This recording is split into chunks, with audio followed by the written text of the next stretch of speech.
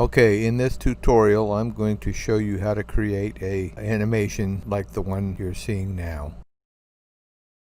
Okay, this is going to be a tutorial showing you how to use the custom path animation in PowerPoint.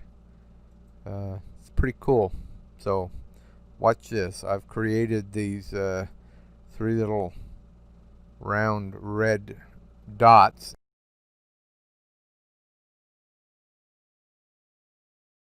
Okay, moved it up where I want to start, and basically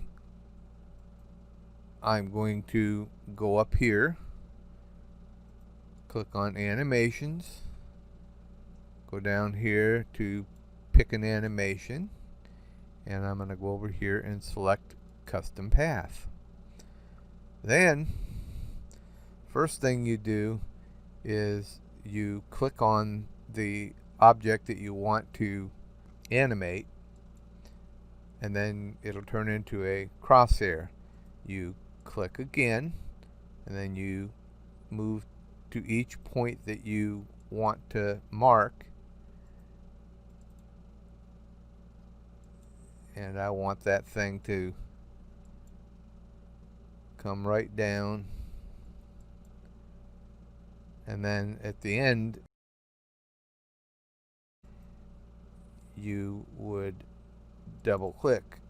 Okay, now I'm going to go ahead and go up here and tell it I want it to start after previous, or no, I want it to start with previous, and then I'm going to set my timing, and I want to tell it do it until the slide is over, and then I want the speed to be fast, and then click OK.